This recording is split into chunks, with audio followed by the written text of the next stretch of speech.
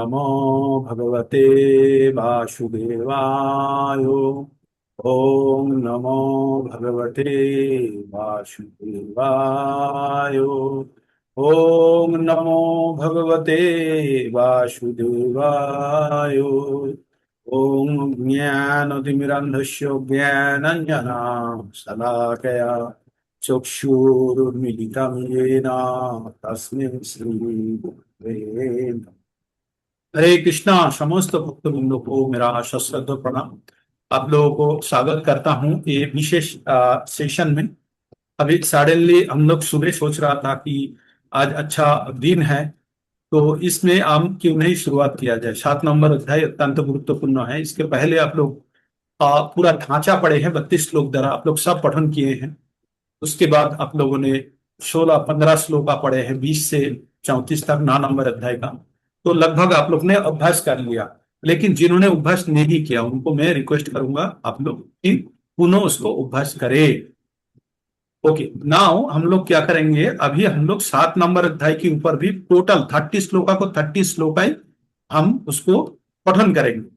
मेरा उद्देश्य देखिए, बिग मिशन क्या है मेरा। एक है विजन, एक होता है मिशन। विजन मतलब होता है मेरा दृष्टि क्या है। मेरा दृष्टि है इस साल का अंत तक आप लोगों को लगभग 400 से 500 श्लोक आपको कंट्रोल में आना चाहिए। मतलब उसका अर्थ समझना चाहिए, वो श्लोका जानना चाहिए। कोई बोले तो तुरंत आपको पता चलना चाहिए। इसका मतलब पूरा भगवत गीता का सार नहीं, विस्तार रूप से आप लोगों को ये ज्ञान प्राप्त हो जाएगा। तो हमारे पास 6 महीना का वक्त है।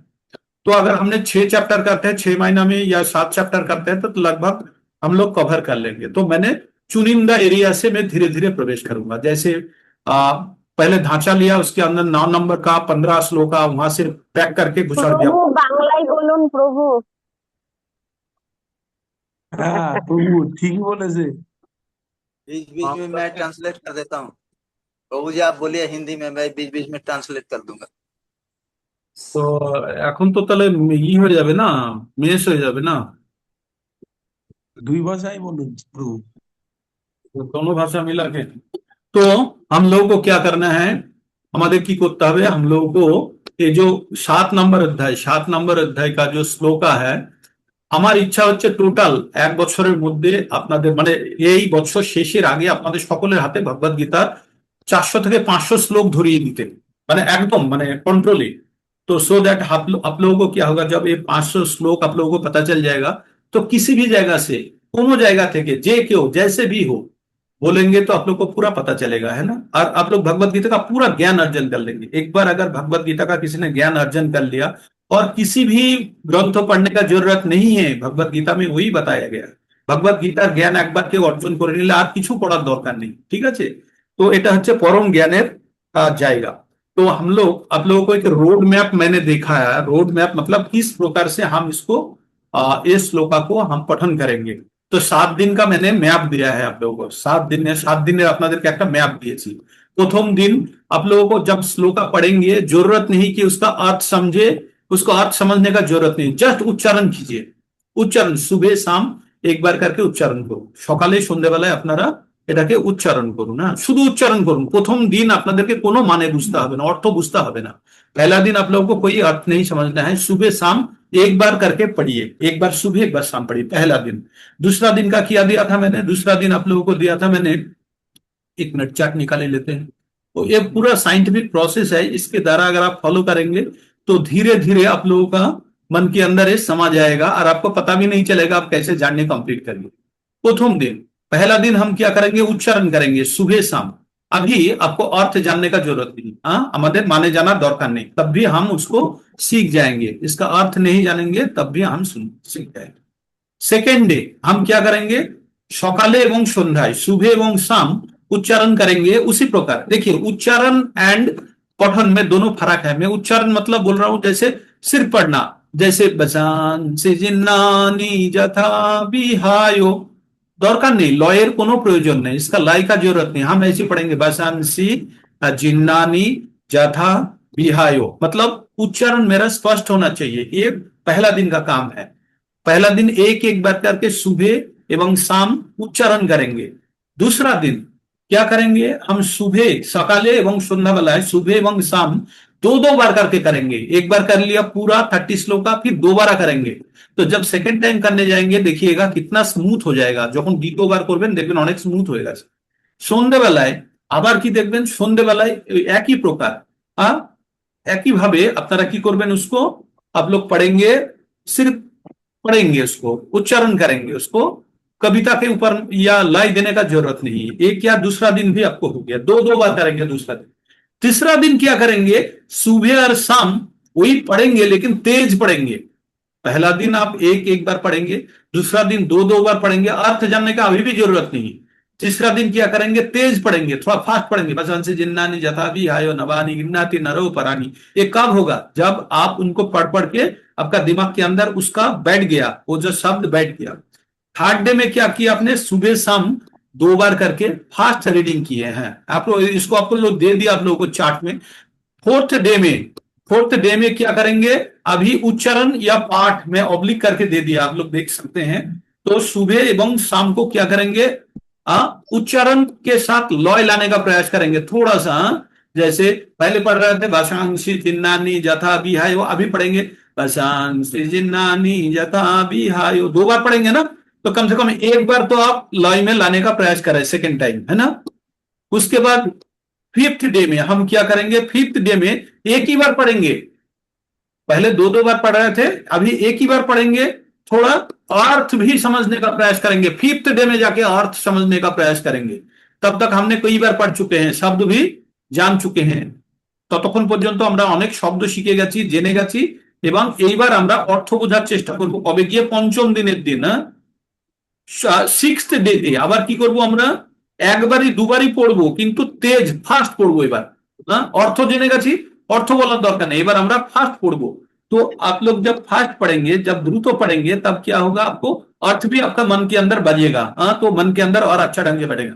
7th डे में हम तेज गति में पढ़ेंगे 2 बार करके, और एक्यूरेसी के साथ करेंगे। एकदम लॉजिक क्लियर है। मैं बांग्ला में दे दिया, इंग्लिश में दे दिया और हिंदी में भी दे दिया आप लोगों का ये चार्ट है, आप लोगों को तीनों भाषा में दे दिया। तो इस प्रकार फॉलो करेंगे। This is a totally scientific process. आपको पता भी नहीं चलेगा कब कपड़ा गंदा हो गया। धीरे धीरे कपड़ा गंदा होता है, लेकिन जब एकदम गंदा हो जाता है तब वॉशिंग मशीन में डालते हैं। तो सडनली जब आप बाद में देखेंगे, आपको देख के लगेगा कि अत्यंत सरल पद्धति, यस, अत्यंत सरल पद्धति, ये धीरे धीरे हमारा ब्रेन को मैपिंग करेगा। तो आप इसको फॉलो कीजिए, कोई बुद्धि लगाने का जरूरत नहीं है, ठीक। तो আমরা বুঝলাম। এরপরে नेक्स्ट मेरा प्रोग्राम क्या है वो मैं अभी बताया नहीं आप लोगों को। इसी चैप्टर को लेके बाकी के साथ इंटीग्रेशन करेंगे। बाकी के साथ कैसे इंटीग्रेट करेंगे वो भी मैं बताऊंगा। तो आपको क्या होगा, 46 + 30 आपका तब 76 श्लोक आपका हाथ में आ जाएगा, कैप्चर में आ जाएगा, है ना। तो इस प्रकार हम टोटल 700 श्लोक को कवर करने का कोशिश करेंगे। जितना आप कैप्चर कर पाएंगे उतना ही अच्छा रहेगा, ठीक। अभी हम लोग क्या करेंगे, अभी हम लोग चला जाएंगे श्लोका में स्ट्रेट वे। तो श्लोका में भगवत गीता का ये जो 7 नंबर से 12 नंबर तक हम जाते हैं, ये 7 नंबर अध्याय अत्यंत गुरुत्वपूर्ण है। क्यों, हम भक्ति योग में प्रवेश कर चुके हैं। बाय दिस टाइम अभी तक हमने क्या क्या जान चुके हैं। আমরা 1 থেকে 6 নম্বর অধ্যায় বিভিন্ন যোগের কথা জেনে গেছি। বিভিন্ন प्रकार का योग का बात हमने समझ गए हैं। 1 से 6 तक हमने वहां पे आत्मा के बारे में जान गया, सब कुछ जान गया। अभी हमको क्या करना है, अभी भक्ति योग में जाएंगे। भक्ति क्या है, भक्ति किसको बताते हैं, भक्ति मतलब गंभीर श्रद्धा, श्रद्धा, गंभीर श्रद्धा, गंभीर दृढ़ विश्वास, किसी के प्रति भक्ति का मतलब गंभीर प्रेम को बोलते हैं भक्ति। तो भगवान के प्रति भक्ति कब होगा, अगर भगवान को नहीं जानेंगे। तो हम जिसको नहीं जानेंगे उसके प्रति कभी प्रेम हो सकता है, भक्ति हो सकता है, नहीं हो सकता है। तो भगवान के बारे में अभी थोड़ा थोड़ा जानना होगा। तो इस अध्याय का नाम दिया गया है ज्ञान विज्ञान योग। ज्ञान क्या है, कोई भी तथ्य जो आपके पास आया है वो है ज्ञान। अभी हम लोग भी पढ़ेंगे ज्ञान किसको बोलते हैं। भगवान के बारे में छोड़ के बाकी सब अज्ञान है, वो हम लोग पढ़ेंगे। अज्ञानम जथा था हमने पढ़े हैं। तथापि अभी हम लोग पढ़ने के लिए क्या करेंगे, ज्ञान क्या चीज जानेंगे। জ্ঞান কাকে বলে, জ্ঞান যে কোনো তথ্য আমরা যখন জানি, 2 ধরনের জ্ঞান হতে পারে। एक हो सकता है भौतिक ज्ञान और दूसरा हो सकता है पारमार्थिक ज्ञान। भगवत गीता के अनुसार ओनली पारमार्थिक ज्ञान ही ज्ञान है, बाकी सब अज्ञान है। लेकिन भौतिक जीवन में हम दोनों ज्ञान को लेके चलते हैं। तो ज्ञान जब मेरे पास आया है, आके बैठा हुआ है, मतलब आपने पुस्तक खरीद के लाए, लाइब्रेरी में रख दिए, ये है ज्ञान, है ना। आपके पास पुस्तक है, आपके पास इंफॉर्मेशन है। और विज्ञान क्या है, उसी ज्ञान को लेके आपने एक्सपेरिमेंट करके देखा जे वो ज्ञान किस प्रकार काम करता है, वो सही काम करता है, वो है आपका विज्ञान। विज्ञान मतलब जिस ज्ञान का व्यावहारिक प्रयोग है, जिस ज्ञान को व्यावहारिक रूप से प्रयोग कर सकते हैं, उसको बोलते हैं विज्ञान। तो भगवत गीता को क्या बोला, ज्ञान एवं विज्ञान बताया गया है ना। और एक चीज हम लोग अक्सर बोलते हैं बुद्धि। बुद्धि होता है वो जो अपना ज्ञान को सही जगह पे सही वक्त पे क्या करते हैं, सही जगह पे सही वक्त पे उसको प्रयोग करना। स्थापन करते हैं, उपस्थापित करते हैं। हाँ? जैसे मेरे को अभी कुछ पूछे आपने, जे आज सुबह से आप कहाँ थे, तो मैं थोड़ी किशोर कुमार का कोई गाना गाऊंगा नहीं, मैं आपको बताऊंगा वही पर्टिकुलर इंफॉर्मेशन अगर प्रेजेंट कर सकूं तो मैं बुद्धिमान हूं, अगर नहीं कर पाया तो मेरा बुद्धि नहीं है। तो बुद्धिमान एंड ज्ञानी में दोनों में फर्क है। ज्ञानी के पास ज्ञान है, विज्ञानी के पास जो ज्ञान है वो प्रयोग करके देखे हैं, और जो बुद्धिमान है, बुद्धिमान जो है उसके पास दोनों ज्ञान ही है, व्यवहारिक ज्ञान भी है और सामान्य ज्ञान भी है, एंड दोनों ज्ञान को उन्होंने सही वक्त पे सही जगह पे उपस्थापित कर सकते हैं, है ना। तो हमने ज्ञान, विज्ञान एंड बुद्धि का, बुद्धिमान के बारे में जान लिया। ठीक, अभी हम लोग भगवत गीता का 7 नंबर अध्याय भक्ति योग क्यों बताया जा रहा है, थोड़ा रैपिड बोला, कभी कभी द्रुत बोलेंगे, कभी कभी आस्ते बोलेंगे। तो भगवत गीता का 7 नंबर अध्याय है, अत्यंत गुरुत्वपूर्ण है। इसी अध्याय में भगवान अपना बारे में, हम लोग भगवत गीता से 5 विषय पे ज्ञान लाभ करते हैं, ईश्वर, जीव, प्रकृति, समय एवं कर्म। इनमें पहला 4 जो है वो भगवान का नियंत्रणाधीन है, भगवान का कंट्रोल में है। पंचम विषय जो है कर्म, उसमें थोड़ा सा मनुष्य का अधिकार है कर्म करने का, है ना। तो लेकिन फल का भी आशा नहीं कर सकते। 2.47 में हमने पढ़े, कर्मिन्न बाधिकारस्ते मां फलेषु कदाचन मां कर्म फल हेतु गुरुमाते संगोस्त कर्मणि। तो वहां पे बताया गया है आप कर्म करने का आपका अधिकार है, लेकिन फल का आपका अधिकार नहीं है। বাংলায় বললে বলে যে আপনার কাজ করার অধিকার আছে কিন্তু ফলের অধিকার আপনার উপরে নেই। ঠিক, तो তাহলে আমাদের 5টি বিষয়, 5 विषय के ऊपर हम लोग ज्ञान प्राप्त कर रहे हैं, ईश्वर, जीव, प्रकृति, समय एवं कर्म। तो हम लोग कर्म के बारे में 3 एवं 4 नंबर अध्याय में पढ़ चुके हैं। अभी कर्म के बारे में भी हमें और भी पढ़ेंगे, लेकिन अभी ईश्वर के बारे में थोड़ा सा जानने का प्रयास करेंगे। जब तक हम ईश्वर को नहीं जानेंगे तब तक ईश्वर से मेरा प्रेम नहीं होगा, भक्ति नहीं होगा। इसलिए भगवान स्वयं के बारे में थोड़ा बता रहे हैं। मान लीजिए आपका गांव में कोई एक व्यक्ति आया जिसको आप जानते नहीं, तो वो व्यक्ति अगर स्वयं उसके बारे में नहीं बताए तो हम लोग जान पाएंगे, नहीं जान पाएंगे ना। तो इसलिए भगवान, कभी कभी आप लोग सोचते हैं या हम लोग सोचते हैं भगवान अपना बारे में इतना क्यों बोल रहा है, इतना अहंकारी है भगवान। अहंकार नहीं है, अहंकार करने के लिए जो नहीं है उसको बोलना समटाइम्स अहंकार होता है। भगवान के पास सब कुछ है, सभी उनका है, तो वो थोड़ा सा बोलेंगे, बाद में बताएंगे कि इनका ये जो पूरा जगत जो धारण करके रखे ना, उनका शक्ति का मात्र एक अंश के ऊपर ये है, इसका मतलब और भी उनका जायगा है। तो हमें ये सोचना नहीं है भगवान कितना विशाल है, वो धीरे धीरे हम इसी अध्याय में जानने का प्रयास करें। तो भगवान अर्जुन को शुरू में क्या बोल रहा है कि ज्ञान एंड विज्ञान पहले बार देना शुरू कर देते हैं। तो आप लोगों को डिस्प्ले दे दूं क्या, डिस्प्ले? प्रभु जी ये बुक तो सबके पास होगी। बुक है, ठीक है, बुक है तो हिंदी डिस्प्ले, अगर बुक है तो आप लोगों के पास तो कोई डिस्प्ले का जरूरत नहीं। ठीक है, छोड़िए, डिस्प्ले तो ऑलरेडी है, डिस्प्ले दे के रखा हूं। ओके, डिस्प्ले का जरूरत नहीं, जिसको जरूरत है वो देख लेंगे, और बुक तो सबके पास है। तो पहला श्लोका में भगवान इस अध्याय में अर्जुन एक भी बात नहीं बोला अर्जुन एक भी नहीं बात बोला। तो हम अगर इस अध्याय में क्या है उस चीज का एक समरी का रूप में आप लोगों को बता देता हूं, समरी का रूप में। तो हम 3 प्रकार रास्ता में हम प्रोसीड करेंगे। पहले ये अध्याय में क्या है जानेंगे, उसके बाद इसका श्लोका को क्या है जानेंगे, और इसको ऐसे हम कैसे जीवन में इंप्लीमेंट करेंगे ये भी जानेंगे। इसका मतलब हम प्रचार में या भगवत भक्ति में कैसे इसको लगाए, है ना। तो भगवान अर्जुन को क्या बता रहा है शुरू में, ये जो ज्ञान के बारे में बता रहा है, ये जो ज्ञान पहले बार भगवान 4 नंबर अध्याय में ज्ञान का बात किए हैं, जो एक परम ज्ञान वो विवस्वान को दिए थे, सूरज का देवता, लेकिन वो परंपरा क्रम में खत्म हो गया था, तब अर्जुन को ये ज्ञान दे रहा है। तो अभी भगवान विज्ञान के बारे में, ज्ञान विज्ञान के बारे में बता रहा है। तो पहला वाला श्लोक पढ़ लेते हैं। श्री भगवान उवाचो मय्या शक्तो मना पार्थो जोगं जुञ्यान् मदाश्रयः असंशयं समग्रं माम यथा जास्यसि तत्सुनु। क्या बोला? लास्ट वाला शब्द सुनिए, तत्सुनु। की बोल लो? तत्सुनु, अर्थात तुम श्रवण करो। जो भगवत गीता का ज्ञान आपको श्रवण के द्वारा ही ज्यादातर ग्रहण करने का प्रयास करना है। तो भगवान क्या बोला? मय्या सक्तो मन पार्थो जोगम जुञ्यान् मदश्रयः असंशयं समग्रं माम यथा ज्ञास्यसि तत्सुनो। मैं जिस प्रकार बता रहा हूं उस प्रकार आप सुनो, बिना क्या बोला? मेरे पे आसक्त चित्त होके, मेरे पे मन लगा के, मन मेरा के अंदर पूरा मन लगा के आप योगाभ्यास करने से आपका मन के अंदर जितना भी संशय है उससे आप मुक्त हो जाओगे। आप श्रवण करो। तो क्या श्रवण करने के लिए बोले? इसका इंट्रोडक्शन बता दिए।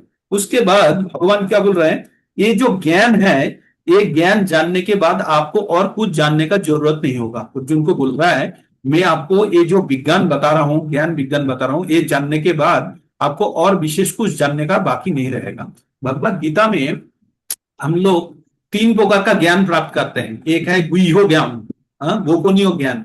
दूसरा है गुह्यो तरो, जो गोपन तमो, इससे भी गोपन है, गोपनीय। और तीसरा है गोपन तमो, जो बाद में जान। तो अभी हम लोग सेकेंड डिग्री वाला ज्ञान हम प्राप्त कर रहे हैं, गोपन तरो। पहले हमने गोपन ज्ञान जान लिया, आत्मा के बारे में, कर्म के बारे में जान लिया, वो गोपन ज्ञान है। और अभी हम लोग जान रहे हैं गोपन तरो। तो भगवान इस अध्याय को जानबूझ के यहाँ पे रखे हैं कि जो एक ज्ञान वही लोग ले सकते हैं जो 1 से 6 नंबर अध्याय तक अपना धीरज रख के भगवत गीता को श्रवण किए हैं। बेसिक प्रस्तुति उनके अंदर जब हुआ है तभी ये 7 नंबर अध्याय में प्रवेश करके ये ज्ञान ले सकते हैं, नहीं तो उनके सामने एक खिलौना दिखेगा, है ना। इसलिए भगवान ये ज्ञान बीच में दे रहा है, कोई भगवत गीता का बीच में दे रहा है, परम ज्ञान है। तो भगवान क्या बोला? ज्ञानं ते अहं सविज्ञानिदं वक्ष्याम्यस्य शतम् जो योग ज्ञाता नहीं भूयो अन्य जो ज्ञातव्यम अवशिष्यते। भगवान बोला मैं आपको ये ज्ञान विज्ञान आपके साथ ये जो ज्ञान में बता रहा हूं, जो सुनने के बाद आपको और विशेष कुछ जानने का जरूरत नहीं पड़ेगा। क्या बोला भगवान? आपको ये जो विशेष ज्ञान में दे रहा हूं, ये विज्ञान, ये सुनने के बाद आपको और कुछ जानने का जरूरत नहीं है। ये इंट्रोडक्शन है जो ज्ञान देने का। अभी फास्ट ज्ञान दे रहा है भगवान, पहला वाला जो ज्ञान दे रहा है। क्या बोल रहे हैं? ये जो भगवत गीता का जो ज्ञान है ना, ये सकल व्यक्ति ग्रहण नहीं कर सकता, ये सबके लिए नहीं है। कितना आदमी इसको जान सकते हैं उसके बारे में बात कर रहा है। जो परसेंटेज, कितना परसेंट लोगों ये ज्ञान ग्रहण कर सकता है, কতজন লোক এই জ্ঞান পেতে পারে সেটির ভগবান একবার বলছেন। তাই ভগবান বলছেন, কি বলছেন? মনুষ্যানাম সহস্রেষু কশ্চিৎ যদতি সিদ্ধায়ে যততামাপি सिद्धानाम कश्चिन्मन वेत्ति तत्ततः। यहाँ पे दो स्टेज है, दो फिल्टर लगा हुआ है। पहले क्या है? मनुष्यनां सहस्रेषु, हजार हजार मनुष्यों के अंदर कोई एक व्यक्ति, एक जन दो जन हो सकता है। हजार हजार মানুষের মধ্যে একজন দুজন, हजार हजार मनुष्य के अंदर একজন দুজন भगवान के लिए भगवान का भक्ति करने का इच्छा करेगा, भगवान के प्रति उसका प्रेम उत्पन्न होगा। थोड़ा सा हो सकता है, इच्छा उत्पन्न हो सकता है। कितना? हजार मनुष्यों के अंदर कोई 2-3 आदमी का हो सकता है। अभी जो फिल्टर होके ऊपर आया 2-3 आदमी, इस प्रकार हजार आदमी जब बनाएंगे, अभी ये 2-3 आदमी करते करते जब हजार बनेगा, पहला तो फिल्टर हो गया, 990 जन तो चला गया, या 995 जन तो चला गया। अभी 5 आदमी आ गया, है ना, हजार से। अभी इस प्रकार 5 करते करते जब हजार बनेगा, उनमें से कतिपय 5 आदमी, मान लो 5 भी मान लो, तो 5 आदमी भगवान को जानेंगे। तो पहले हजार को फिल्टर करके 5 आया, इस प्रकार फिर हजार बनाएंगे, उससे 5 आएगा। इसका मतलब 10 लाख में 5 आदमी भगवान का तत्वगत रूप से जानेंगे। मतलब 10 लाख में 5 आदमी भगवान को सही ढंग से जान सकते हैं। किस प्रकार जान सकते हैं? तत्वगत रूप से। कितना आदमी जान सकते हैं? 10 लाख में 5 आदमी आप मान लो, या 10 ही मान लो मैक्सिमम। 10 आदमी 10 लाख में 10, मतलब लाख में 1 आदमी भगवान को तत्वगत रूप से जानना। भगवान तत्वगत रूप से जानने से क्या होता है? आप लोगों ने श्लोक का रिसाइट किया ना, पता है ना। 4 नंबर अध्याय का 9 नंबर श्लोक आपने बहुत पढ़े हैं। जन्मो कर्म च मे दिव्यम एवं जो वेत्ति तत्ततः तत्तादेहं जन्मो इमामेति सह अर्जुन।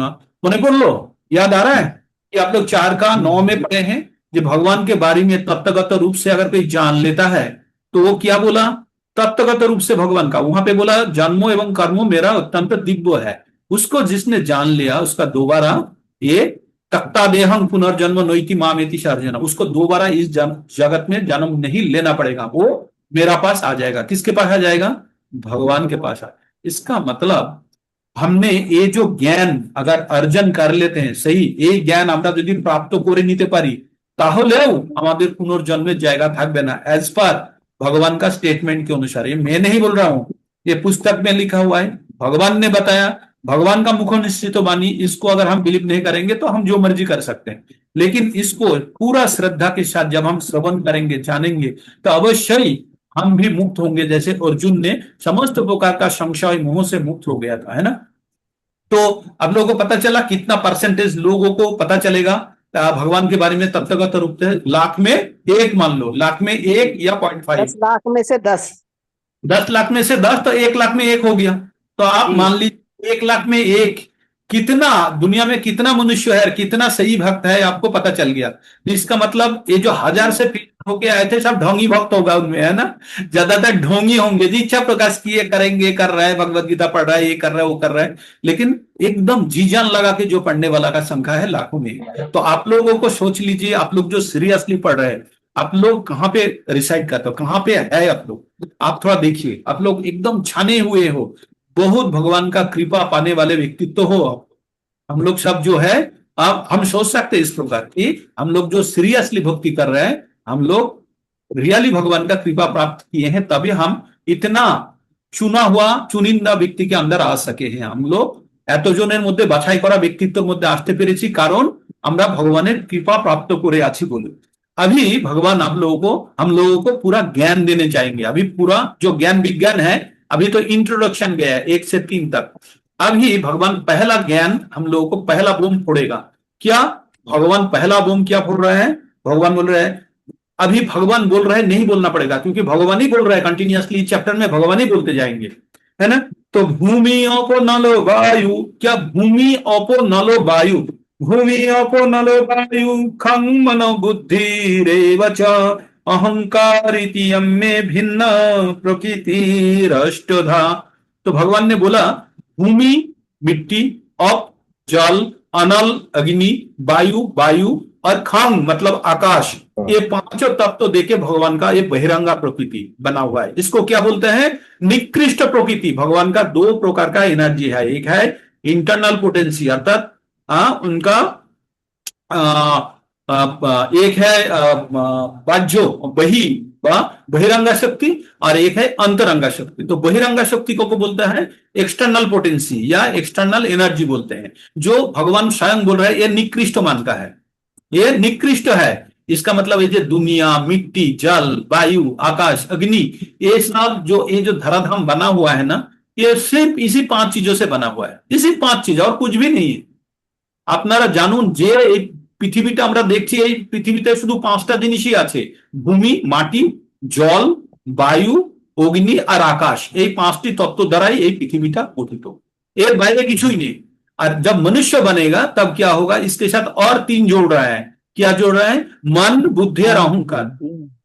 मन, बुद्धि, अहंकार এই 3টে জিনিসও এই জড় প্রকৃতির, এটাও स्पिरिचुअल नয়, ये भी जड़ प्रकृति का भगवान का बहिरंगा प्रकृति का अंश है। तो कितना हुआ? अष्टोधा बोला 8। तो 8 क्या किया हुआ? भूमि, अपो, नलो, वायु, खंग, मन, बुद्धि और अहंकार, ये 8 है जड़ प्रकृति। अभी ये 8 को हम 24 में विस्तार करेंगे। कितना में करेंगे? 24 में विस्तार करेंगे। इस 8 को हम 24 में विस्तार करेंगे। तो 5 जो है भूमि, अपो, नलो, वायु, 5 के 5 रहा। उसके बाद एक मनुष्य का क्या है? 5 कर्मेंद्रियो है, हाथ, पैर, मुख, उपस्थ और पायु, और 5 ज्ञानेन्द्रियो है, चक्षु, कर्ण, नासिका, जिह्वा तक, और 5 है इंद्रियों का विषय समूह की रूप, रस, गंध, शब्द, स्पर्श। हो गया। तो ये टोटल मिला के हुआ 20 और 3 हुआ मन, बुद्धि, अहंकार 23, और एक होता है प्रधान अर्थात सतो, तमो और रजो, तीनों गुणों का जो समष्टि रूप में जो रिजल्टेंट निकलता है उसको बोलते हैं प्रधान। टोटल हो गया 24 तत्व। ये 24 तत्व से हमारा ये जड़ शरीर बना हुआ है।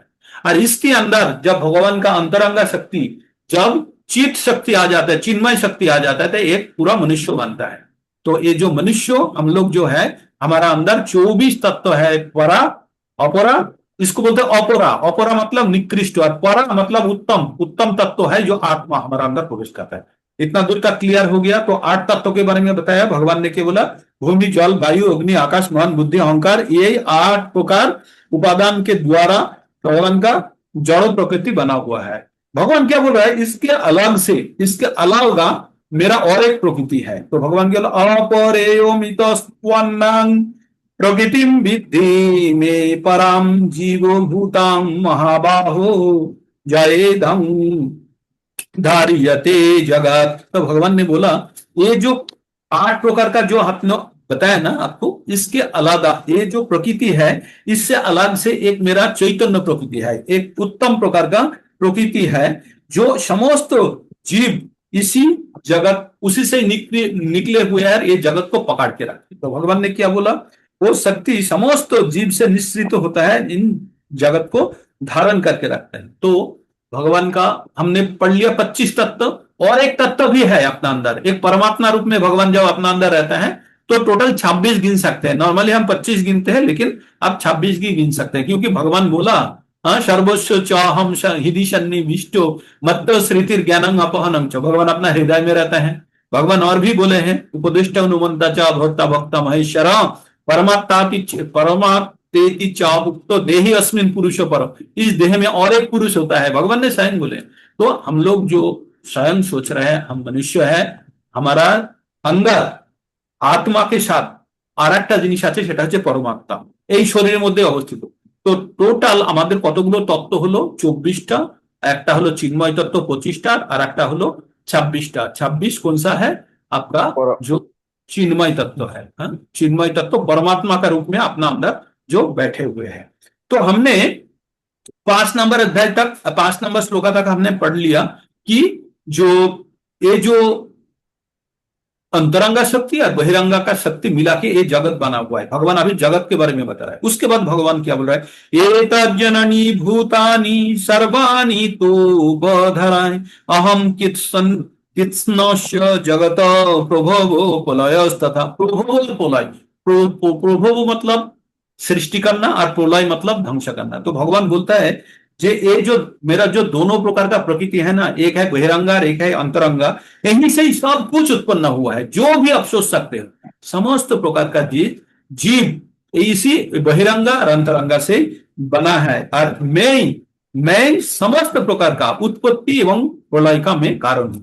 इसका मतलब भगवान ने फर्स्ट एंट्री मार दिया कि भगवान सब कुछ का मूल है। क्या? उत्पत्ति का और प्रलय का।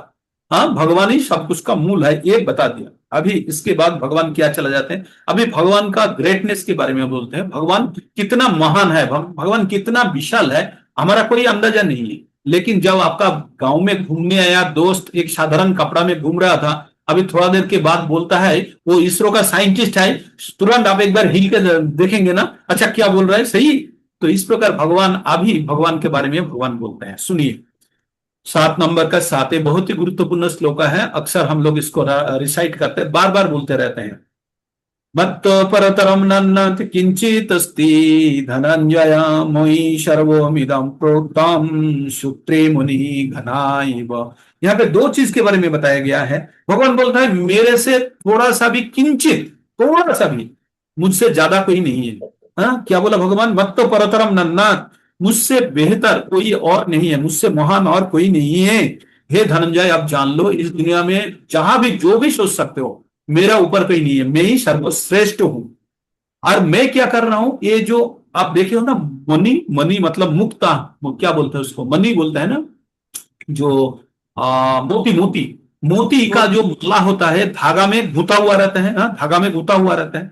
तो जब जो मोती का धागा माला होता है, नेकलेस होता है, तो उसमें आपको धागा दिखता है? नहीं दिखता है ना। जब माला बन गया तब धागा नहीं दिखता है। तो भगवान बोलते हैं ये पूरा जगत संसार मैंने धारण करके रखा हूं, अपना बल द्वारा, अपना शक्ति द्वारा मैंने इसको पकड़ के रखा।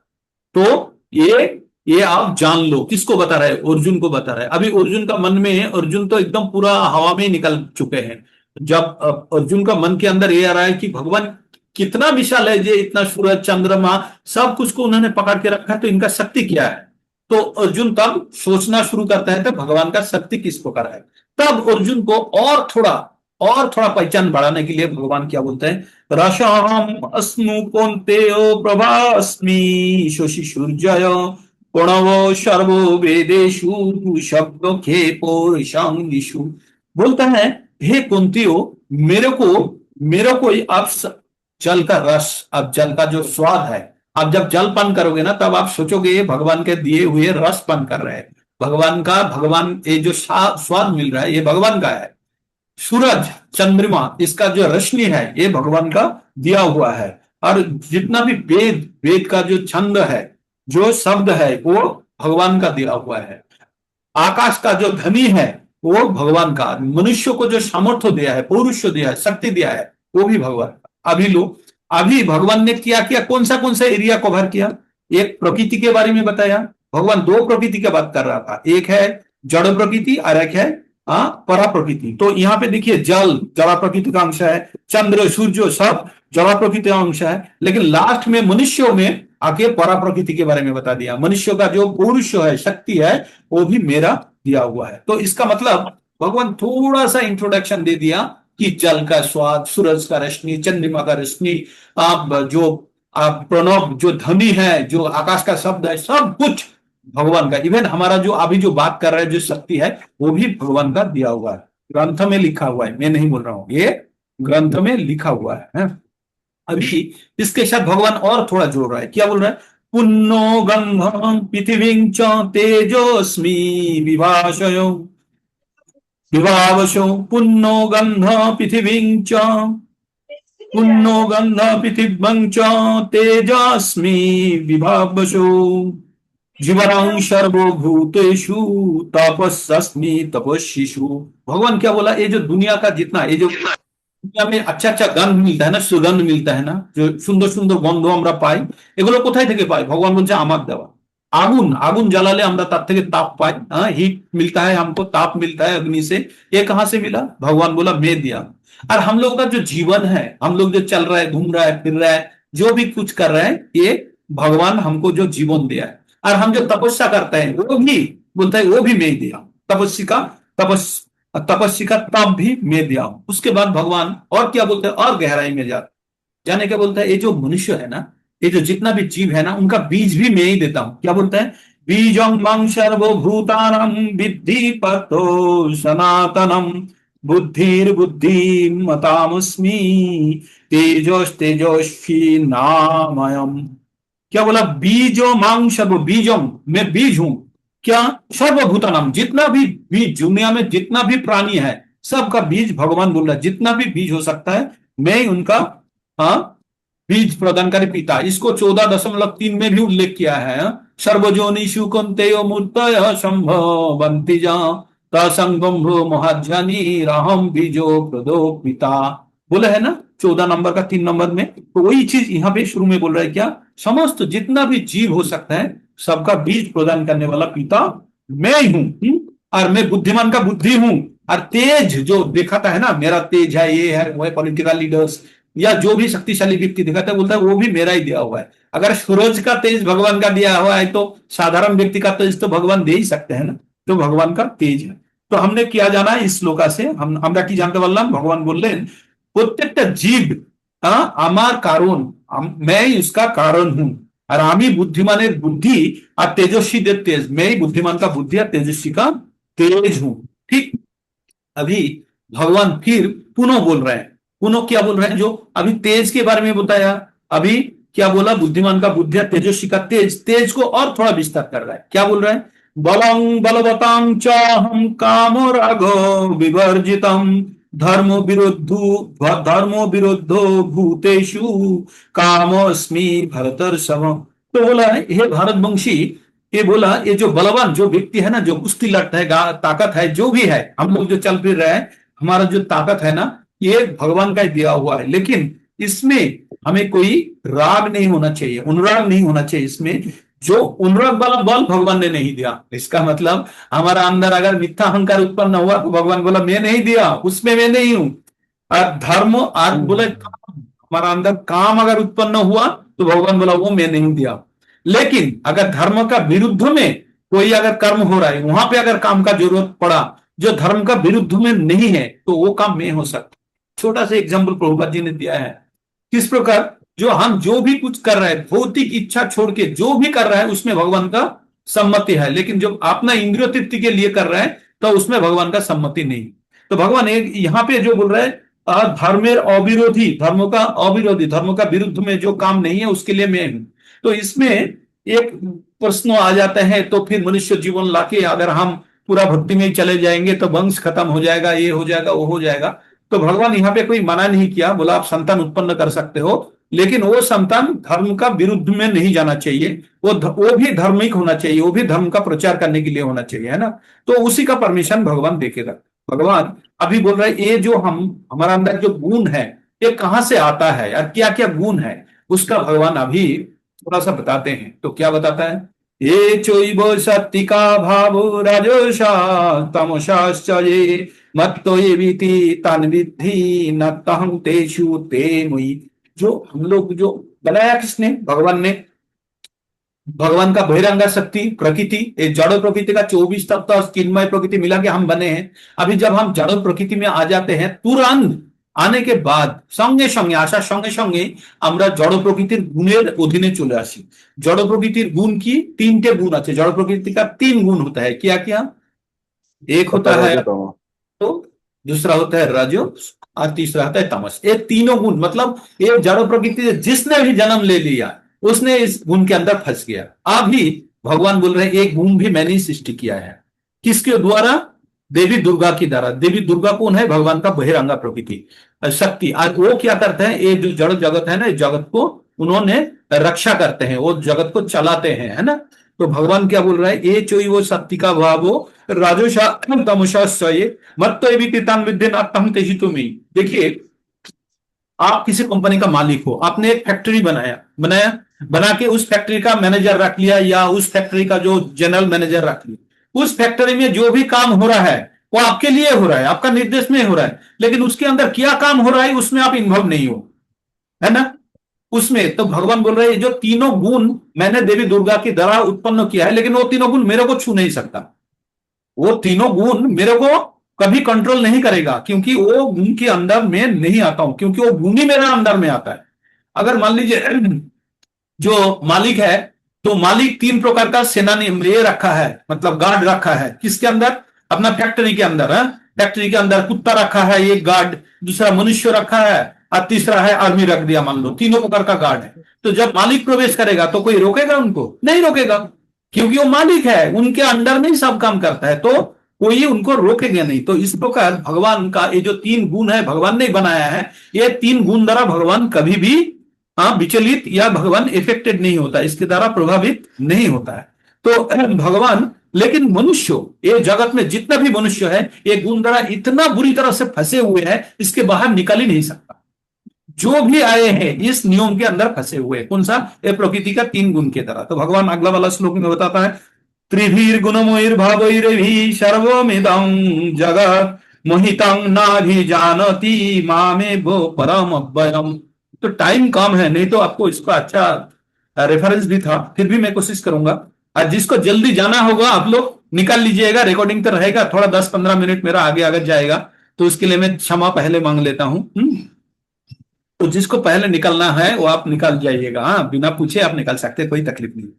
त्रिभीर गुणमयीर भावैरभि सर्वमिदं जगत महितं नाभिजानति मामे भो परम अव्ययम्। भगवान बोल रहा है ये प्रकृति का 3 गुण के माने में मतलब सत्य रजतम, ये 3 गुण द्वारा हम पूरा मोहित होके बैठे हैं और समग्र जगत ये 3 गुण का अधीन है, इसलिए भगवान को परम ज्ञान को नहीं जान पाता है। अभी आप लोगों को एक मधुमक्खी वाला कहानी बताया था। मधुमक्खी, ये जो छत्रा होता है ना, मधुमक्खी जहां पे रहता है, हाइव होता है, उसमें 3 प्रकार का मधुमक्खी होता है। एक होता है क्वीन होता है, एक होता है लेबर होता है, और एक होता है मेल होता है। तो क्वीन का क्या काम है? पूरा मधुमक्खी को कंट्रोल करना होता है, और जो पुरुष मधुमक्खी होता है वो क्या करता है? वो और मधुमक्खी उत्पन्न करने के लिए रानी को साथ संगम करता है। और तीसरा प्रकार का मधुमक्खी होता है, वो होता है लेबर, वो श्रमिक। वो उसका काम क्या होता है? वो सिर्फ हनी संग्रह करना। तो रानी मधुमक्खी, वो तो रानी क्वीन है, वो सबके ऊपर राज कर रहा है, उनका स्वार्थ है। जो पुरुष मधुमक्खी है वो कभी भी रानी मधुमक्खी का संग कर सकता है, इसी उम्मीद में जीता है।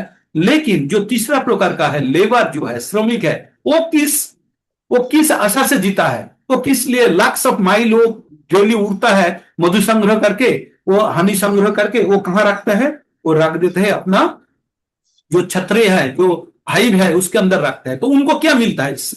उनको एक चीज मिलता है, वो जो क्वीन मधुमक्खी है ना, वो एक प्रकार का गंध छोड़ती है, उसको बोलते हैं फेरामिन। उस गंध से वो मोहित होते रहते हैं, वो हमेशा मोहित होते रहते हैं, उनको और कुछ भी दुनिया दिखता नहीं है। तो वो मधुमक्खी क्या होता है, बाकी जो श्रमिक मधुमक्खी होता है वो दूसरा जगह जाता है, लेकिन दूसरा दूसरा जगह जाके संग्रह करके अपना हाइव में ही वापस आता है, वो और किसी में नहीं जाता, क्योंकि एक एक रानी मधुमक्खी का एक एक प्रकार का गंध होता है, और उसी से ही वो लोग जानता है। तो उसी में उनका जीवन बीत जाता है, उसी गंध में इतना मोहित होता रहता है कि उनको और भी कुछ नहीं दिखता। लेकिन जब आप मधुमक्खी को वहां से हटा के वहां से मधु संग्रह करने जाते हैं, तो आप देखे होंगे धुआं देता है, नहीं देखे होंगे कि नहीं, धुआं देता है, आग लगा के धुआं निकाल के वहां देता है। जब धुआं देते हैं तो क्या होता है, जो मधुमक्खी, रानी मधुमक्खी का जो गंध है ना, उसके अंदर धुआं घुस जाता है, जाके सबको विचलित कर देते हैं। किसको? बाकी मधुमक्खी को। तो वो जो लेबर मधुमक्खी है ना, वो सब विचलित हो जाते हैं, पता नहीं है क्या करना है, उनको कमांड फेल हो गया, उनका कम्युनिकेशन सिर्फ गंध से होता है। तो वहां से वो लोग बिखर गया, तब जो निकलने वाले हैं वहां से निकाल ले। तो हम लोग ये प्रकृति का तीन गुण द्वारा इतना मोहित हुए हैं संसार में, भगवान के बारे में जानने का हमारा कोई इच्छा नहीं है, आग्रह है नहीं है, समय नहीं। तो हमारा बीच में धुआं कौन लगाता है? गुरु, शास्त्र और कृष्णा, ये तीनों हमारा बीच में, ये संसार रूपी जो मोहित होके बैठे हैं ना, इसके अंदर धुआं डाल देते हैं। देखिए, कभी हमको इस संसार से अलग करने का प्रयास करते हैं, जनाने के लिए कि इसके अलावा और कुछ है, आहार निद्रा भय मैथुनी जीवन नहीं है, इसके अलग से और भी कुछ है। तो भगवान তাই গুরু শাস্ত্র এবং কৃষ্ণের মাধ্যমে আমাদের ভিতরে ধোঁয়া দিয়ে দেয়, কি ধোঁয়া? ज्ञान रूपी धुआं देय, जिसके द्वारा हमको पता चले कि हमारा जीवन का उद्देश्य आरो किछु आछे, और भी कुछ है।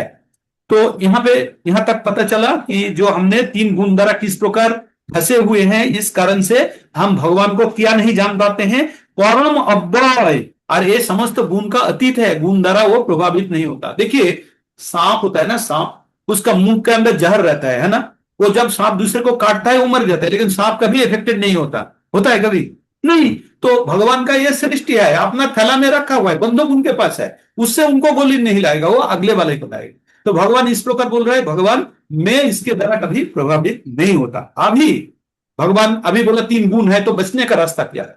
भगवान बहुत अच्छा ढंग से बताया, बहुत सुंदर श्लोक है, इसको मन लगा के श्रवण करें। खूब सुंदर श्लोक, এটি মন লাগিয়ে শুনুন আপনারা। भगवान की बोलছে, এই যে দৈবী প্রকৃতি, এই যে প্রকৃতির তিনটে गुण, ये जो प्रकृति का तीन गुण है, एक गुण है ना, एक गुण के द्वारा मनुष्य फंसे हुए हैं, इस जगत से नहीं निकल सकते हैं। लेकिन अगर किसी ने भगवान का आश्रय ले लिया, भगवान का स्मरण ले लिया, भगवान से भक्ति किया, तो अवश्य ही इसको बहुत आसानी से निकल जाएगा। किस प्रकार निकलेगा? बहुत आसानी से। तो भगवान श्लोका में क्या बोल रहा है? दैवी हर्षा गुणमयी मम माया दुरत्तया मामेव जो प्रपद्यन्ते माया में ताम तरन्ति। तरन्ति मतलब तैरना, तैर के निकल जाना, यहां कवर कर लेना। बोला ये जो दैवी प्रकृति का जो गुण है ना, इसको किसी का हिम्मत नहीं बाहर निकले, कोई नहीं निकल सकता है।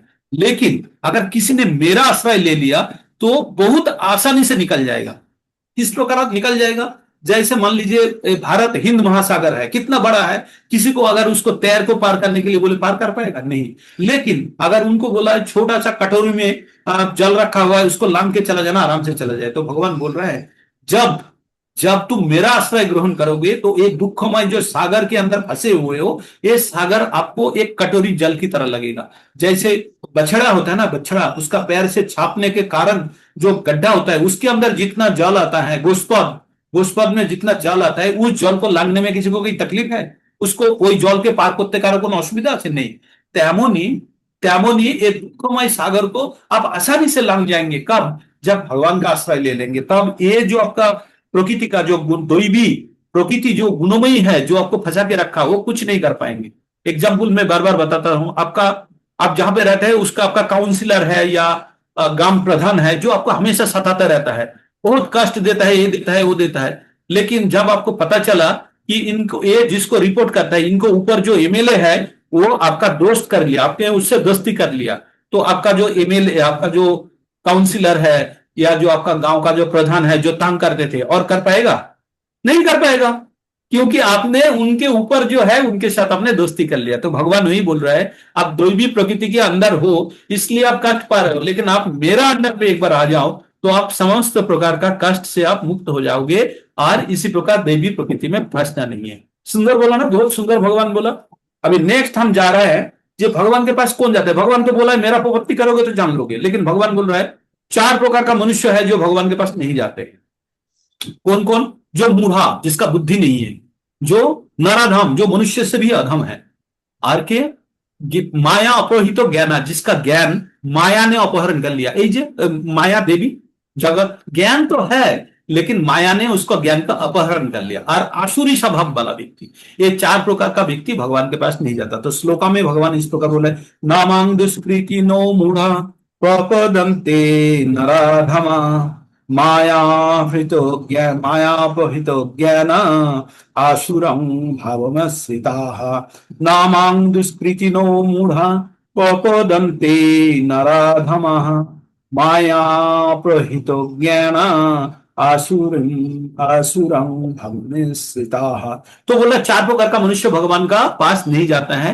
वो है मूढ़ा, गधा, बुद्धिहीन, और नराधम, मनुष्य से भी अधम श्रेणी का मनुष्य, और जिसका ज्ञान है लेकिन माया जिसका ज्ञान छीन लिया है, अपहरण कर लिया है। और चौथा है जो आसुरी प्रवृत्ति का व्यक्ति है। ये चारों कभी भगवान के पास नहीं जाता। तो भगवान के पास कौन जाता है? 4 प्रकार व्यक्तित्व जाता है भगवान के पास। 4 प्रकार जो जाता है, जो नहीं जाता है उसको बोलते हैं दुष्कृति, और जो जाता है उसका सुकृति है। तो भगवान क्या बोलते हैं? चतुर्विधा भजन्ते माम जना सुकीर्ति अर्जुना आर्तो जिज्ञासु अर्थार्थी ज्ञानी च भरतर्षभा।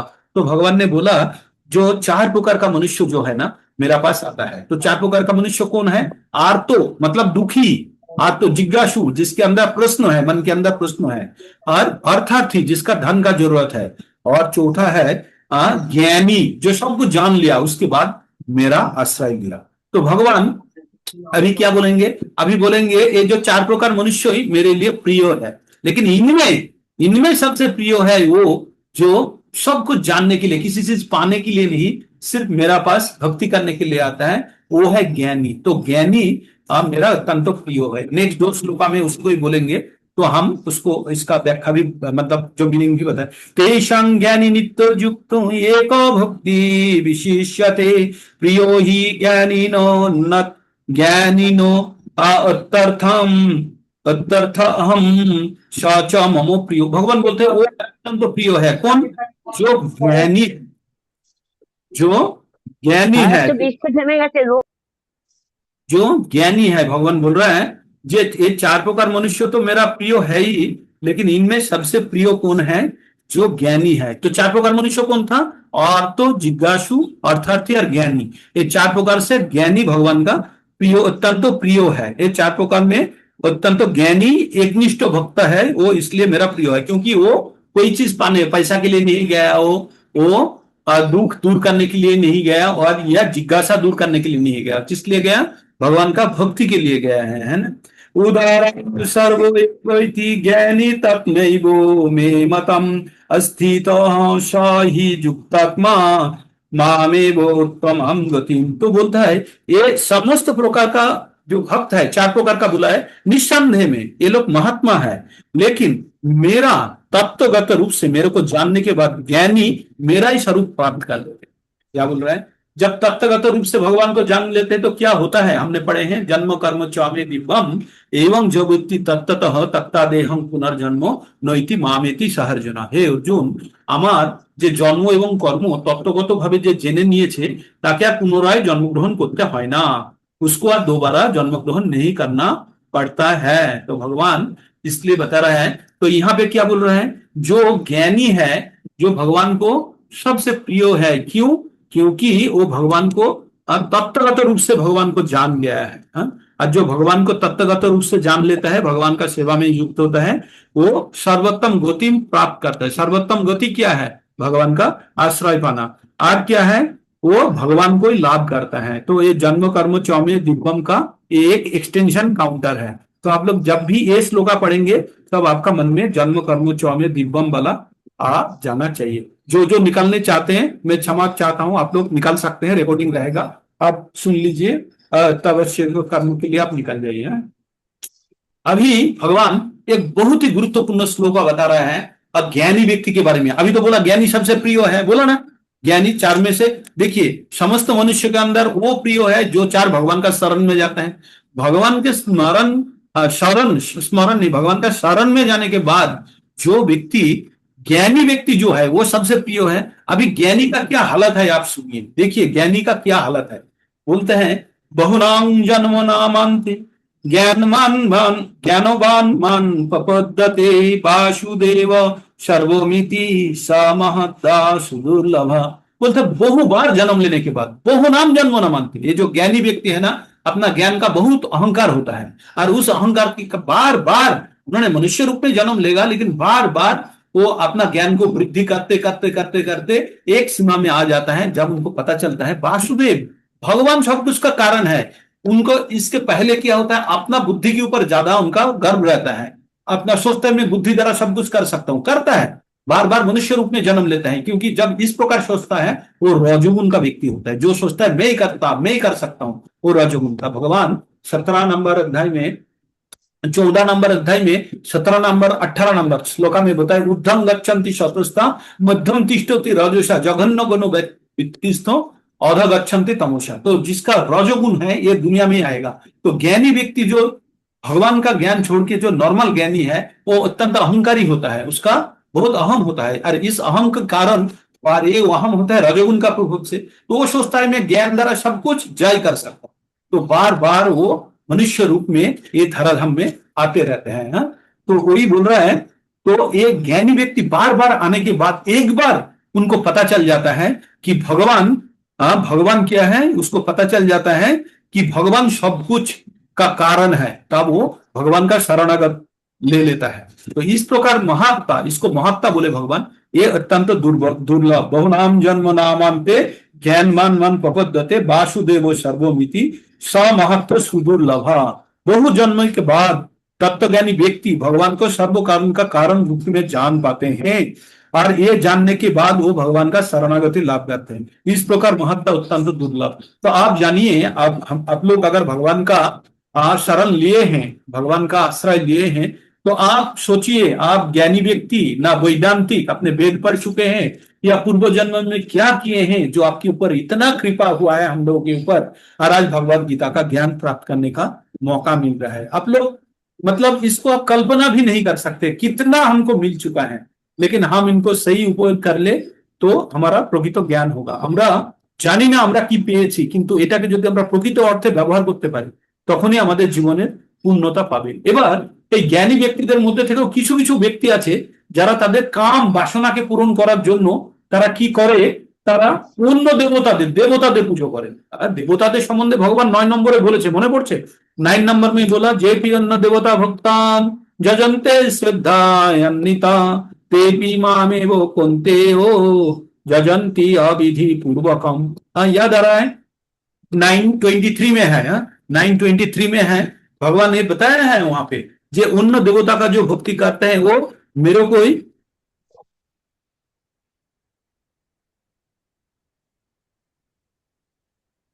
ठीक है। आप लोग जो जानने चाहते हैं आप लोग निकल पड़े हैं, ठीक है, कोई बात नहीं, इसको कंटिन्यू करेंगे, रिकॉर्डिंग मिल जाएगा आप लोगों को।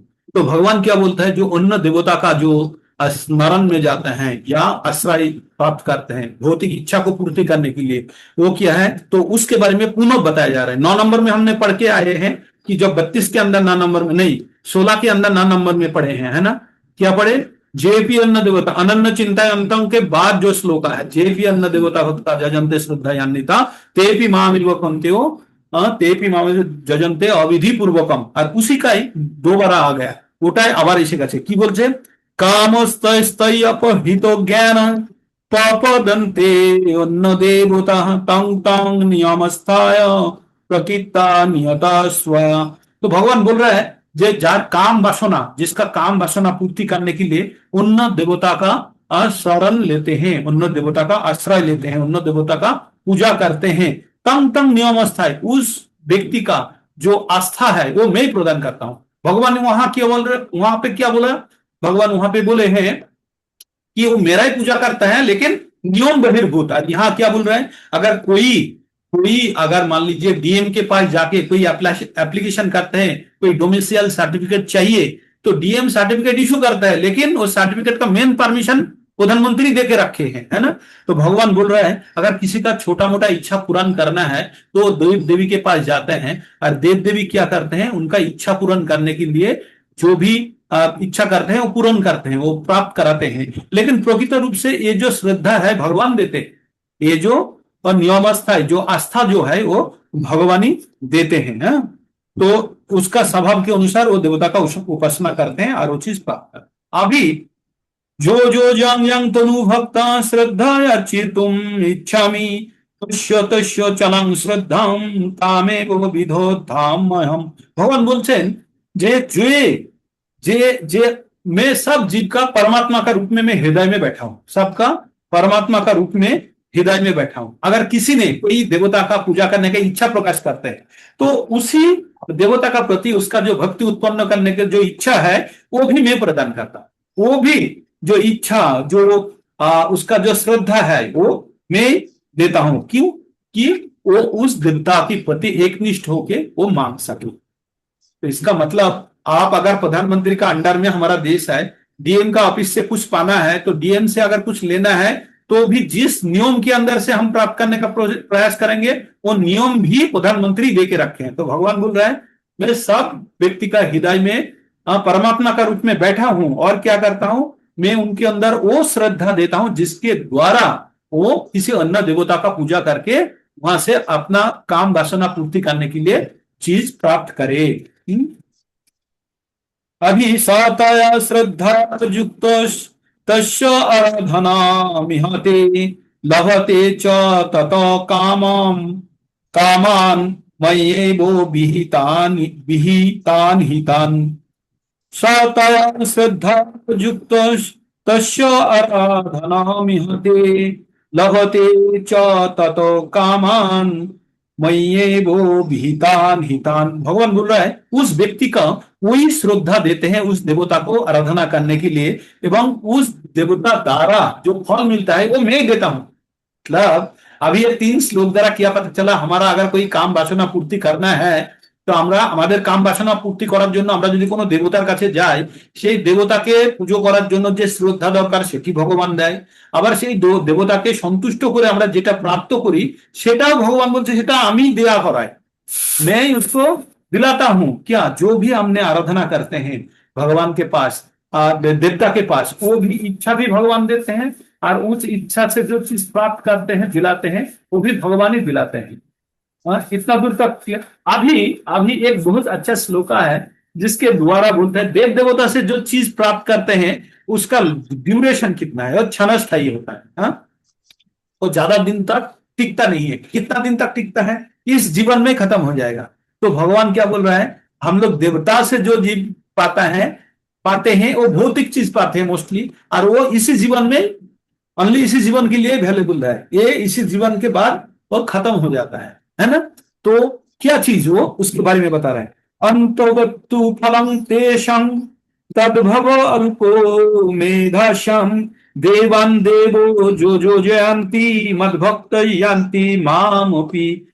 अंतवत्तु फलं तेषां तद्भव अल्पो मेधाशं देवान् देवो जो जयन्ति मद्भक्त यान्ति मामपि। भगवान बोल रहा है जो देवता के पास गए, अपने श्रद्धा दिखाया, अपने प्रार्थना किए, खुश किए, उन्होंने आपको जो फल दिया है ना वो फल बहुत सामयिक होता है, क्षणस्थायी होता है, वो परमानेंट नहीं है। तो जो अल्प बुद्धि संपन्न मनुष्य है वही देव देवता के पास जाता है। वही बोल रहा है जिसका मेधा कम, तद्भव अल्प मेधा सम, जिसका मेधा कम है वही देव देवों के पास जाते हैं, जाके भौतिक चीज मांगते हैं। आप जाके, आपका पिताजी एक शॉपिंग कॉम्प्लेक्स का मालिक है, पेंटालून का जो शोरूम है, आपका पिताजी का पूरा है, और आप जाके पिताजी से क्या मांग रहे हैं, मेरे को एक पैंट दे दो। अरे आपका पिताजी का है, आप ही का है सब।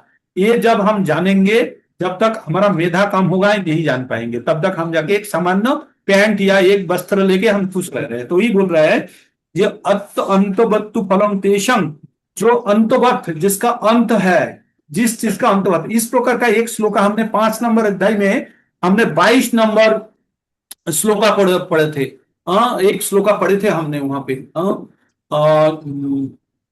वहां पे था परम दिष्टा निवर्तते, नहीं वो था वो श्लोका इस प्रकार था, जो ही संस्पर्श जब होगा दुख जनाया ये बातें अद्यंतवंत कौनते नातेषु रमोते बुधा।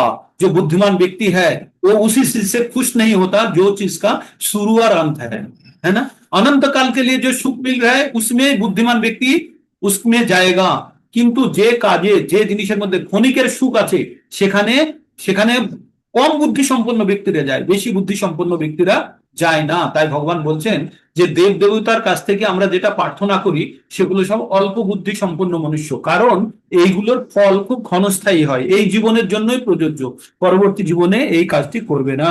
তারপরে এবার ভগবান বলছে, भगवान क्या बोल रहे हैं, जो मेरे को ना ये मनुष्य नहीं समझ पाते हैं। क्योंकि ये माया के अंदर में है, ये 3 गुण द्वारा फंसा हुआ है। वो जो लेबर मधुमक्खी है ना, उनको पता भी नहीं चलता दुनिया में और कुछ हो रहा है। क्यों? क्योंकि वो रानी मधुमक्खी का फिरामिन से वो मोहित होके बैठा है। तो भगवान ये बोलता है, जो भगवान जब आते हैं, जो व्यक्त होता है, तो ये जो साधारण मनुष्य इसको समझ नहीं पाता है। क्यों? क्योंकि ये प्रकृति का 3 गुण द्वारा अच्छन्न रहता है। तो भगवान बोलता है अव्यक्तं अव्यक्तं व्यक्तिमापन्नं मन्यते मामो बुधयः परम भावो जानन्तो मामेवो परम मामेवो अव्ययम् उत्तमम्। भगवान अव्यक्तं व्यक्तिमापन्नं मन्यते मामो बुद्धयः परम भावो जानन्तो मम अव्ययम् उत्तमम्। तो भगवान बोला जो बुद्धि कम व्यक्ति मेरे को जान नहीं पाता है, जो भगवान को जानने वाला व्यक्ति हमेशा बुद्धिमान है। भगवान बोले हैं मेरे को जो जान लेते हैं उनका बुद्धि का उदय होता है। भगवान नहीं बोला। हाँ, भगवान 8 नंबर अध्याय में 10 नंबर अध्याय का 8 नंबर श्लोक याद कीजिए, अहम सर्वस्व भवो मत्तो सर्वं प्रवर्तते इति मत्ता भजन्ते माम बुधा भावो समन्विता। बुधा मतलब बुद्धि है, उनका मेधा है, तभी वो जान पाते हैं और भगवान का भजना करते हैं ना। भगवान सब कुछ का सृष्टि, भगवान ध्वंस का कारण है, এটা কে জানলো? আমরা পড়লাম না, বারবার পড়লাম। তো আমরা কি যে अहम सर्वस्व भव, तो भगवान के बारे में जो जान लेता है वो मेधा वाला व्यक्ति है, बुद्धिमान व्यक्ति है। जो कम बुद्धि वाला व्यक्ति है वो कम चीज लेके संतुष्ट रह जाता है। आपने 10 रुपया देके लॉटरी टिकट खरीदा और लॉटरी टिकट में 1 करोड़ रुपया आपको पा गए आपने, अब 1000 रुपया में सेटल कर लेते हो तो बुद्धिमान है, वो बोका है, तो बुरा है। तो जो कम बुद्धि संपन्न व्यक्ति है वो सोच रहा है क्या 10 रुपया देके 1000 मिल रहा है काफी है, लेकिन उसका वैल्यू तो 1 करोड़ है ना। तो भगवान वही बोल रहा है जो कम बुद्धि संपन्न मनुष्य है वो क्षणस्थायी फल से वो संतुष्ट हो जाता है। अभी क्या बोल रहा है, जो बुद्धिमान व्यक्ति जिसका बुद्धि नहीं है वो भगवान को जान नहीं पाते हैं और सोचते हैं कि भगवान अव्यक्त, भगवान कभी व्यक्त नहीं हो सकता। जब आता है तो भगवान को वो पहचान नहीं पाता है, वो सोचता है कि भगवान अभी आया है लेकिन ये भगवान पहले और भगवान अव्यक्त था, अभी है, लेकिन भगवान में कोई परिवर्तन नहीं है। भगवान सनातन है, ईश्वर परम कृष्ण सच्चिदानंद विग्रह अनादिर आदि गोविंद सर्व कारण कारण। तो भगवान सनातन है, एक ही प्रकार है, सत चित और आनंद। वो सत है, इटर्नल है, चित आनंद और ज्ञान में भरा हुआ है, और तीसरा है आनंदमय है। तो भगवान का हाथ में कभी अस्त्र नहीं देखेंगे, कृष्णा का रूप में कभी अस्त्र नहीं देखेंगे। जब कहीं फाइट करना होगा तो सुदर्शन निकलते हैं, अगर वगैरह करते हैं, नहीं तो बांसुरी बजा के आनंद लेते रहते हैं भगवान का, है ना। तो वही है भगवान का प्रकृत रूप। तो भगवान क्या, उसके बाद क्या बोला भगवान ने, बोला इसके बाद बोला जो बुद्धिमान व्यक्ति है उनके सामने में निकलता हूं, बाकी लोगों के सामने में निकलता नहीं हूं। मैं अपना माया शक्ति द्वारा मैं स्वयं को ढाक के रखता हूं। तो भगवान बोला नाहं प्रकाशं सर्वस्व जोगो माया समादृता मूढ़ं नाभिजानोति मामेवो अजम अव्ययम। तो मामो अजम अव्ययम, भगवान बोले जे माम माने आमी, मैं अजम मतलब जिसका जन्म नहीं होता, और अव्यय मतलब जिसका कोई क्षय नहीं होता। तो मेरा ना जन्म है ना कोई क्षय है, खत्म मतलब क्षय नहीं होता। तो भगवान बोलेন যে আমি সব জায়গাতে প্রকাশিত হই না, যারা বোকা তাদের সামনে আমি কখনো প্রকাশিত হই না। আমি मैं कभी मूढ़ा के सामने कभी भी नहीं प्रकाशित होता हूं। मैं अपना जोगो माया द्वारा स्वयं को आवृत करके रखता हूं। और वो मूढ़ा है, वो बुद्धिमान नहीं है, वो बुद्धि कम है, वो जान नहीं पाता है कि क्या नहीं जान नहीं पाता है, मैं अजम। हाँ अजम, भगवान पहले भी बताया मैं अजम हूं, मैं और अव्यय हूं, मेरा कोई क्षय नहीं होता। और मम अजम और अव्यय, मेरा क्षय नहीं होता और मैं अजम हूं। भगवान ये चीज कौन नहीं समझ पाता? जो मूढ़ा, जो बुद्धिहीन व्यक्ति, वो कभी समझ नहीं पाता है। भगवान अपना अंतरंग शक्ति के द्वारा, माया शक्ति के द्वारा वो स्वयं को ढाक के रखते हैं। अगर कोई बुर्खा पहन के जाते हैं, पुरुष नारी स्त्री हिजड़ा, कोई पता चलेगा? आपको पता चलेगा? नहीं पता चलेगा, है ना, क्योंकि बुर्खा के अंदर है। तो भगवान बोल रहे हैं मैं स्वयं को ढाक के रखता हूं, किनके सामने? मूर्ख के सामने, बुद्धिहीन व्यक्ति के सामने।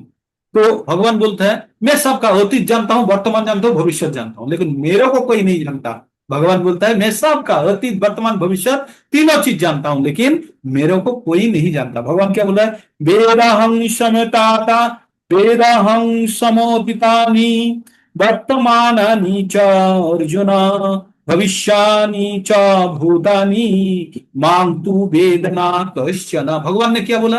भगवान बोला वेदाहं, वेद मतलब जानना, जाना, वेद इसी ज्ञान जानना, और वेद जो ग्रंथ तीनों का समर्थक शब्द में यूज करना। वेद विधि ये सब सुनेंगे, इसका मतलब जानना। वेदाहं समी समोतितानी, वेदाहं समोतितानी, मैं अतीत भी जानता हूं, वर्तमान भी जानता हूं, और भविष्यानि च भूतानि, समस्त जीव का भविष्य, भूत भविष्य एवं वर्तमान तीनों चीज में जानता हूं, लेकिन मेरे को मांग तू वेदना क्वेश्चन, मेरे को कभी जान नहीं सकता। क्यों? भगवान बोला जन्म कर्म च हमें दिव्यम एवं जो व्यक्ति तत्तः तत्ता देहं पुनर्जन्म नैति मामिष्टि सहस्तिना। जो भगवान को जान जाएंगे तो भगवान के पास ही चले जाएंगे, आम आदमी बन के यहाँ नहीं रहेगा। तो आम आदमी जो है भगवान को जान नहीं पाते। अगर जिसने जान लिया वो समय का अपेक्षा है, वो भगवान के पास जान। अभी भगवान अभी मनुष्य के बारे में बोल रहे हैं। भगवान को अगर जान लेते हैं तो किस प्रकार आगे बढ़ते हैं, देखिए। बोलते इच्छा देश समुत्थेन द्वंद्व मोहेन भारत सर्वभूतानि सम्मोहं स्वर्गे यान्ति परन्तपो। इच्छा देश समुत्थेन द्वंद्व मोहेन भारत सर्वभूतानि सम्मोहं स्वर्गे यान्ति परन्तपो। भगवान क्या बोले? भगवान बोले हे भारत, हे अर्जुन, हे परंतप, इच्छा और देश, इच्छा क्या है? कोई चीज पाने का इच्छा, और देश मतलब घृणा, इन दोनों से द्वंद्व होता है। द्वंद्व मतलब दोनों जब विपरीत मुखी बल अपना अंदर प्रयोग होता है। विपरीत मुखी मतलब कोई चीज आप खरीदने वाले हैं, उसके लिए बहुत টাকা चाहिए, बहुत रुपया चाहिए, है না? কিছু কিনতে যাবেন তার জন্য টাকা লাগবে। এবার আপনি ভাবছেন এই ধার করে এই টাকাটা দিয়ে কিনবো না কিনবো না, জিনিসটা পাওয়ারও इच्छा আছে কিন্তু টাকা ধার করতে হচ্ছে। तो कोई चीज पाने का इच्छा भी है, उसके लिए लोन भी लेना पड़ रहा है। तो मन के अंदर जो दोनों प्रकार का बल काम करता है, इसको बोलता है द्वंद्व बोलता है। इसको द्वंद्व समाज भी पढ़े हैं ना आप लोग? द्वंद्व समाज जो दोनों अपोजिट शब्द दोनों बराबर में रहे। फिजिक्स में भी द्वंद्व बोल के एक चीज था। तो द्वंद्व को क्या बोला? जे द्वंद्व और देश, देश मतलब इच्छा, और देश से द्वंद्व उत्पन्न होता है। पाने का भी इच्छा है, घृणा भी है। कोई चीज पाने का हमारा चरम इच्छा है, और उस चीज के खराबी बुराई देखें तो इसलिए घृणा भी है। ये दोनों चीज जब काम करता है तब द्वंद्व उत्पन्न होता है। मन एक बार लेने जाता है, फिर मन याद आता है ये इसमें एक खराबी है, फिर त्यागता है, फिर जाता है, तो इसको बोलते हैं द्वंद्व। तो इससे मनुष्य क्या होता है? विभ्रांत हो जाते हैं, गलत ठीक डिसीजन नहीं ले पाते हैं। तो जीव क्या इस कंडीशन में मोहाच्छन्न होके मतलब मोहित होके जन्म लेता है। तो मनुष्य जब जन्म लेते हैं मन के अंदर द्वंद्व लेके जन्म लेते हैं। अगर उसका आइडिया क्लियर होता कि मेरे को भगवान ही चाहिए तो कभी जन्म नहीं लेता, लेकिन उसका मन में भौतिक चीज भोगने का इच्छा है, और उस चीज से भी उसका देश भी है।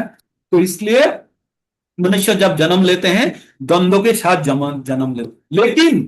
लेकिन जिस मनुष्य का पाप संपूर्ण रूप से खत्म हो गया, वो क्या करते हैं? दृढ़ रूप से भगवान का भजना करता है। तो ये बहुत अच्छा ढंग से बता रहे हैं 28 नंबर श्लोक का। तेषांतगतं पापं तेषांतगतं पापं जननं पुण्यो कर्मणं ते दंडमुहो निर्मुक्ता भजन्ति माम दृढ़व्रता। तेषांतगतं पापं, तेषां तु अंतगतं पापं, जिसका पाप बिल्कुल खत्म हो गया, जिस व्यक्ति का पाप संपूर्ण रूप से खत्म हो गया, उसका क्या होगा? ते दंड मोह निर्मुक्ता, उसका दंड भी खत्म हो गया, मोह भी खत्म हो गया। क्या? दंड मोह, जिस व्यक्ति का पाप संपूर्ण रूप से खत्म हो गया, उसका मन के अंदर कोई चीज का पाने का भी इच्छा नहीं है, देश भी नहीं है, इच्छा भी नहीं है, तो उसका मन से दंड खत्म। তো যে ব্যক্তির পাপ সম্পূর্ণরূপে শেষ হয়ে গেছে, সেই ব্যক্তির মধ্যে কোনো দ্বন্দ্বও নেই, কোনো দেশও নেই, কোনো ইচ্ছাও নেই, আর কোনো মোহও নেই, দ্বন্দ্ব মোह निर्मुक्ता। और यही रकम व्यक्ति, इस प्रकार का व्यक्ति क्या करता है? भजन तमाम दृढ़, तब भगवान का भजना करते हैं। इसका दृढ़ रूप से, जिसका मन के अंदर से समस्त प्रकार का पाप नष्ट हो गया, যার মনের মধ্যে থেকে সমস্ত পাপ দূর হয়ে গেছে, সে ভগবানের ভজনায় দৃঢ় রূপে সে ভগবানের ভজনা করতে পারে। दृढ़ रूप से वो भगवान का भजना कर सकते हैं। और दृढ़ रूप से भगवान का भजना करने से क्या होता है? 10.10 याद है? 10.10 तेषां सतत युक्तानां भजतां पीति पूर्वकं ददामि बुद्धि योगम त्वां यानो मायु पायन्ति ते। और यही प्रकार, इसी प्रकार भगवान से लगे हुए जो निरंतर भजना करते हैं, भगवान क्या देते हैं? उसको बुद्धि देते हैं। और वो बुद्धि से क्या करेगा? वो बुद्धि को क्या करेगा? वो बुद्धि जो प्राप्त करेगा, वो उसके द्वारा वो कहा जाएगा? भगवान बोलते हैं माम उपेत्तु पुनर्जन्म दुःखालयम् अशाश्वतम् नाप्नुवन्ति महात्तानां स्वयं सिद्धिं परमां गता। तो 8 का 15 नंबर याद आ रहा है? वहां भगवान बोला अगर भगवान के किसी ने प्राप्त कर लिया तो दुःखालयम् अशाश्वतम्, इस जगह पे दोबारा जन्म नहीं लेना पड़ता है। तो इसका शुरू कहां से हो रहा है? जिसका पाप संपूर्ण रूप से खत्म हो गया। तो पाप को संपूर्ण रूप से जब खत्म हो जाएगा, वो क्या करेगा? पुण्यवान व्यक्ति की तरह उन्होंने द्वंद्व और मोह से मुक्त होके दृढ़ रूप से भगवान का भजना शुरू कर देगा। और करके क्या करेंगे? जरा मरण मोक्षाय ममाश्रितो जजन्ति ये ब्रह्मो तद्विदुः